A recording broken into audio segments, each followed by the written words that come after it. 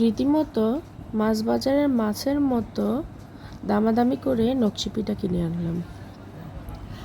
হঠাৎ করেই চোখে পড়লো যে একটা পেজ থেকে নকশি পিঠা সেল করবে একটা পোস্ট দিয়েছে। তো এটা আমার বাসার একটু কাছেই ছিল। তো আমি রীতিমতো আপুকে কালকে রাত্রে নক দিয়েছি। উনি আজকে সকাল থেকে ফোন দিচ্ছে, বারবার মেসেজ করছে। আমিও ওনার সাথে দামাদামি শুরু করেছি। উনি 15 টাকার নিচে দিবে না, আমিও 10 টাকার উপরে আনবো না।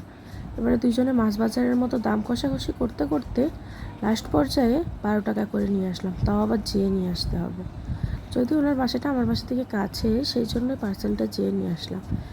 এসে পিঠাগুলি বের করছি। পিঠাগুলি খুব ফ্রেশ ছিল এবং সুন্দর ছিল।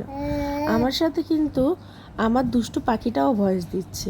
কেউ খেয়াল করেছে কিনা জানি না, পাখিটাও আমার সাথে ভয়েস কভার করছে, তাই না বাবা? ভয়েস দিচ্ছ মার সাথে। এই তো পিঠার ফাইনাল লুক। আর পিঠাগুলি ফ্রেশ ছিল এবং ভালো ছিল। ধন্যবাদ আপু আপনাকে এত সুন্দর পিঠাগুলি দেওয়ার জন্য, এবং প্রাইসটাও কমই ছিল, অতটা বেশি যে ছিল তা না। আমি এনে তারপরে পিঠাগুলি আবার তৈরি করে নিয়েছি। বাট পিঠাগুলির স্বাদ এবং মান খুবই ভালো ছিল। আপনারা চাইলে নিতে পারেন, আমি ওনার পেজের লিঙ্কটা দিয়ে দিব। পিঠাটা আসলেই অসাধারণ ছিল। পিঠার কাজগুলি সুন্দর ছিল, যদিও উনি একটা ডিজাইনে দিয়েছে, আর কোনো ডিজাইন এখানে দেয়নি। এখানে ডিজাইন আরও দেওয়া দরকার ছিল।